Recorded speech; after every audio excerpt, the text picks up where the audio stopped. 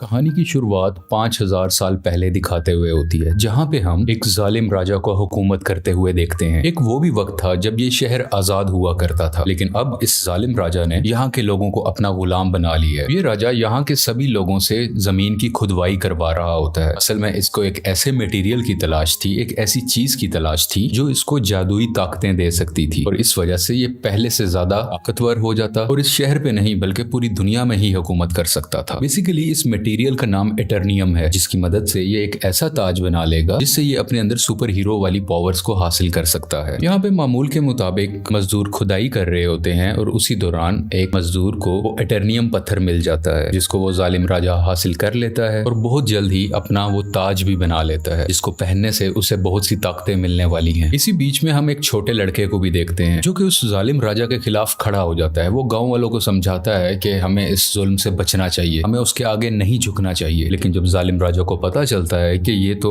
मेरे खिलाफ खड़ा हो रहा है, तो वो उसे मारने का हुक्म दे देता है। और जैसे ही उसको मारा जा रहा होता है तो वो लड़का एकदम से गायब हो जाता है और एक ऐसी जगह पे आ जाता है जहाँ पे बहुत से देवता बैठे हुए थे। ये 6 गॉड्स या देवता इस बच्चे को कहते हैं कि तुमने हिम्मत की, हमें बहुत अच्छा लगा, इसलिए हम तुम्हें एक ऐसी पावर देने जा रहे हैं जिससे तुम एक लफ्ज शज़ाम बोलोगे तो तुम्हारे अंदर हम सब की पावर्स आ जाएंगी और तुम इतने ताकतवर बन जाओगे कि तुम आराम से उस जालिम राजा को हरा सकते हो। ये छोटा लड़का करता भी ऐसे है, वो शज़ाम बोलता है और बहुत ज्यादा पावरफुल बन जाता है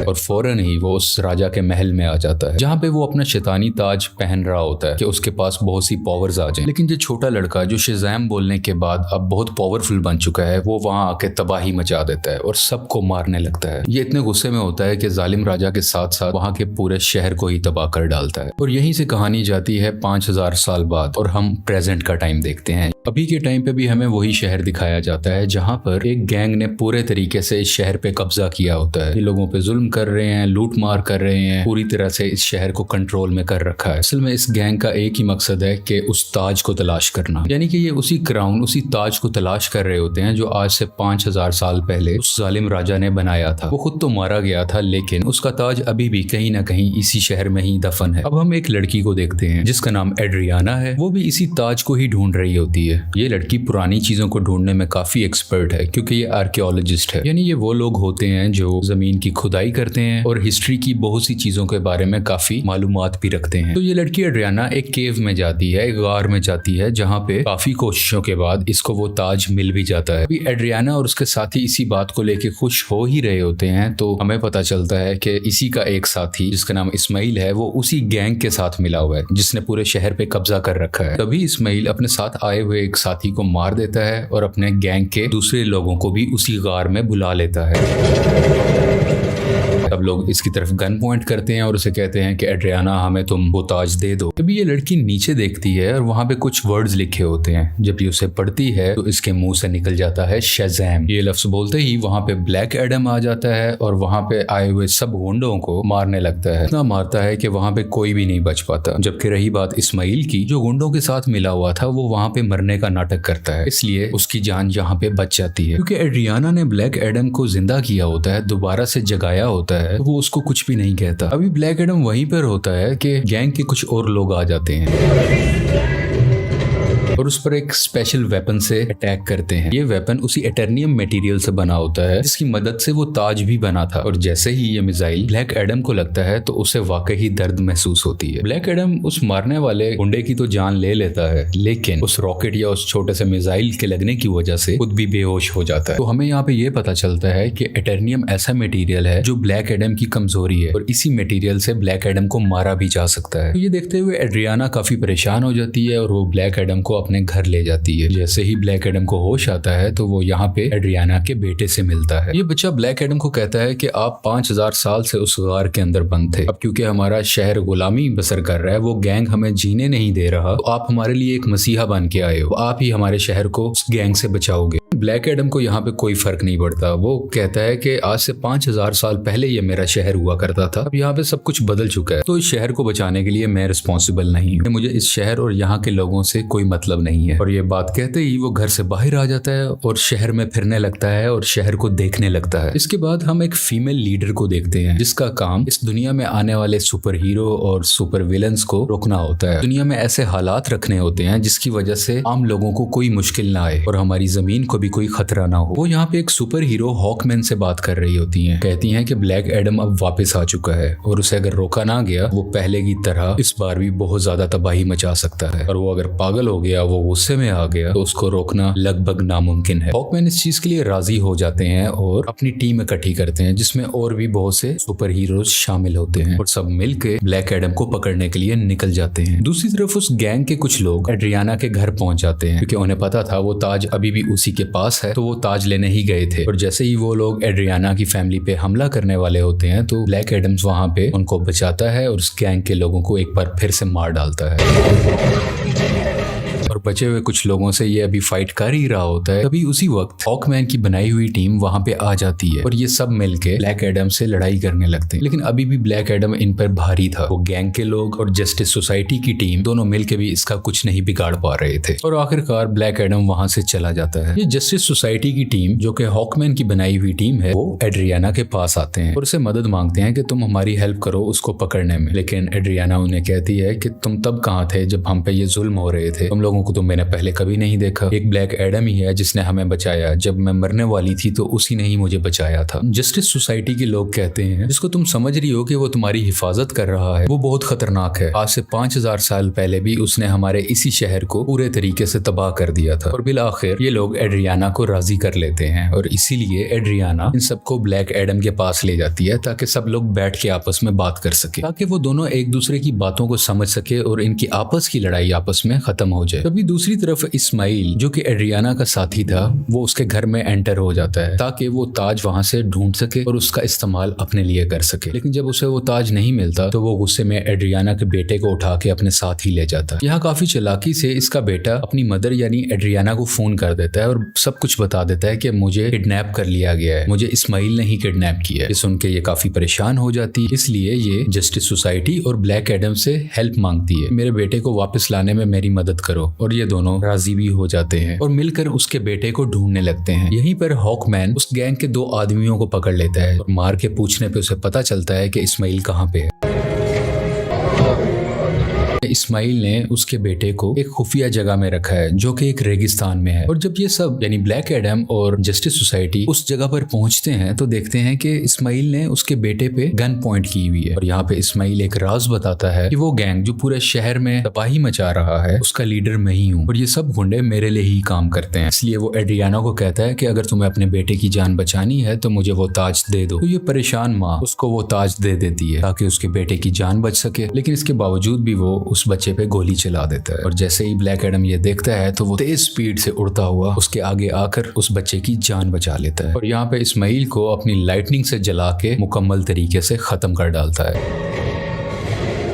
यहाँ पे ब्लैक एडम भी हॉकमैन से मिलता है और उसको एक बहुत बड़ा राज बताता है कि आज से 5000 साल पहले वो लड़का जिसने उस जालिम राजा के खिलाफ आवाज उठाई थी वो मैं नहीं था बल्कि वो मेरा बेटा था। और जब जालिम राजा मेरे बेटे को मार रहा था तो वो उसी वक्त वहीं से गायब हो गया था। इस चीज को देखते हुए जालिम राजा को बहुत गुस्सा आया क्योंकि अब वो मेरे बेटे को तो ढूंढ नहीं पा रहा था, तो उसने मुझे मेरे घर वालों को पकड़ लिया और हमें बहुत मारा पीटा। हमें इतने बुरे तरीके से मारा गया कि शायद कोई जानवरों पे भी ऐसा सलूक नहीं करता। देखते ही देखते मेरी वाइफ वहीं पर मारी गई और मैं भी तकरीबन मरने ही वाला था, तभी मेरा बेटा मेरे पास वापस आ गया जिसके पास बहुत सी शक्तियां थी, बहुत सी पावर्स थी और उसने अपनी सारी पावर्स मुझे दे दी। यानी कि अब सारी पावर्स मेरे अंदर आ चुकी थी। अभी हम दोनों बात कर ही रहे थे तभी जालिम राजा के लोगों ने एक बार फिर से हम पे हमला कर दिया। वहां पे मैं तो बच गया क्योंकि मेरे पास बहुत सी पावर्स थी, लेकिन मेरा बेटा मेरी आंखों के सामने ही मारा गया। अपने बेटे को मरता हुआ देख के मैं आग बगूला हो गया, यानी मुझे बहुत गुस्सा आ गया और मैंने जालिम राजा और उसके लोगों को तो मार दिया, लेकिन वो पावर्स, वो शक्तियां मेरे काबू में नहीं रही। मैं उन्हें कंट्रोल ही नहीं कर सका और देखते ही देखते ये पूरा शहर मेरे ना चाहते हुए तबाह हो गया।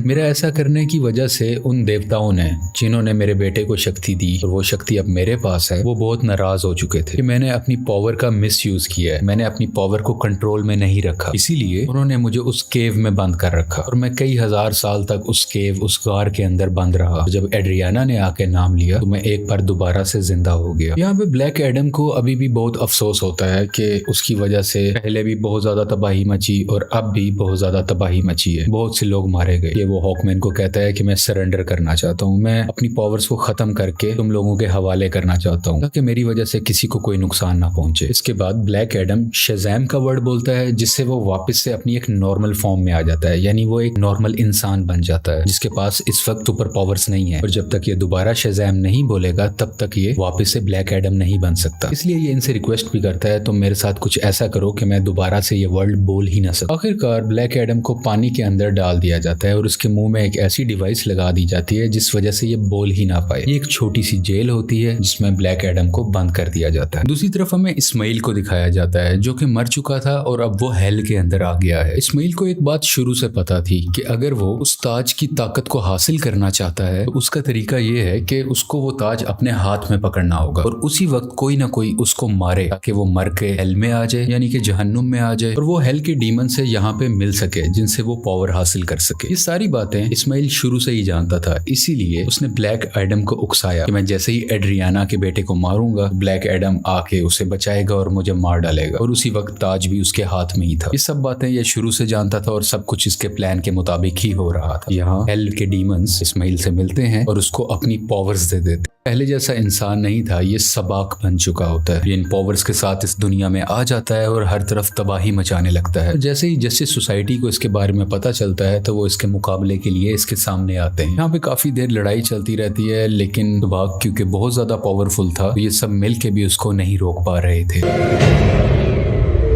इसी जस्टिस सोसाइटी के एक और टीम मेंबर जिनका नाम डॉक्टर फेट है, वो अपनी मल्टीपल फॉर्म्स में आते हैं, मुख्तलिफ पावर्स का इस्तेमाल करते हुए सबाक को मारने की कोशिश करते हैं, लेकिन फिर भी कामयाब नहीं होते और बहुत जल्द ये सब समझ जाते हैं कि सबाक को ब्लैक एडम के अलावा और कोई नहीं हरा सकता। इसलिए वो यहाँ पे टेलीपैथी के जरिए ब्लैक एडम से बात करने लगते हैं, को बताते हैं कि हमें तुम्हारी हेल्प की जरूरत है और ये लोग यहीं से उसकी काफी हेल्प भी करते हैं ताकि वो खुद को आजाद करवा सके। वहां से निकलते ही वहां के कुछ सोल्जर्स को मारता है, पानी से बाहर आता है और बाहर आते ही सीधा शज़ैम बोलता है, जिसकी वजह से उसको ब्लैक एडम्स की पावर मिल जाती है और बगैर वक्त ज़ाया किए सबाक के पास जाने लगता है। दूसरी तरफ जस्टिस सोसाइटी के लोग अभी भी सबाक से लड़ रहे होते हैं और इसी दौरान उनका एक साथी डॉक्टर फेट वहीं पर अपनी जान से हाथ धो बैठते हैं, यानी कि मारे जाते हैं। हॉकमैन भी काफी ज्यादा सबाक से लड़ रहे होते हैं, लेकिन इनकी कोशिशें कुछ ज्यादा कामयाब नहीं होती। लेकिन अच्छा तो तब होता है कि उसी वक्त वहां पे ब्लैक एडम भी आ जाता है और अब ब्लैक एडम और सबाक की काफी लड़ाई होती है। ये फाइट काफी टक्कर की थी, लेकिन वक्त के साथ ऐसा लग रहा था कि सिर्फ ब्लैक एडम ही है जो सबाक को हरा सकता है। और कुछ ही देर के बाद ब्लैक एडम सबाक के सर को पकड़ के उसके दो हिस्से कर डालता है और उसको मुकम्मल तरीके से फाड़ कर आखिरकार सबाक की जान ले लेता है। इसी वजह से सबाक की मौत हो जाती है और सब कुछ सुकून में आ जाता है, सब कुछ ठीक होने लगता है। शहर के लोग ब्लैक एडम को अपना मसीहा मानने लगते हैं। वो सब इस बात को मान लेते हैं कि ब्लैक एडम ने हमें और हमारे शहर को बचाया है। इसके बाद हम उसी लेडी को देखते हैं जिसने जस्टिस सोसाइटी की टीम को बनाया होता है ताकि वो ब्लैक एडम को रोक सके। वो यहाँ पे ब्लैक एडम को कहती है कि ठीक है, तुम्हें जो करना है वो करो, लेकिन तुम अपने इस शहर से ना निकलना। तुम इस शहर के लोगों के मसीहा बनो, उनका ख्याल रखो, गार्डियन बनो, मुझे उसे परवाह नहीं है, लेकिन अपने इस शहर से तुमने नहीं निकलना, क्योंकि अगर तुम इस शहर से बाहर आए तो तुम्हारे लिए अच्छा नहीं होगा। यहाँ पे ब्लैक एडम बैठा उसको देखता है और कहता है कि मुझ पे कोई हुक्म नहीं चला सकता और उसका जब भी कुछ भी करने को दिल करेगा वो अपनी ही मर्जी करेगा। लेकिन तभी वो लेडी बोलती है, हाँ शायद तुम ठीक कह रहे हो, तुम्हें इस दुनिया में रहने वाला तो शायद कोई नहीं रोक सकता, लेकिन मैं किसी ऐसे को जानती हूँ जो हमारी दुनिया से नहीं है। और ब्लैक एडम को गुस्सा आता है और वो स्क्रीन को ही तोड़ देता है जिससे वो लेडी बात कर रही थी। स्क्रीन के टूटने से हर तरफ धुआं ही धुआं होने लगता है और तभी उस धुएं से बाहर आता है सुपरमैन और वो ब्लैक एडम को कहता है कि हमें शायद बैठ के बात करनी चाहिए। और यहाँ पे सुपरमैन के ये कहते ही इस मूवी की कहानी यहीं पे खत्म हो जाती है।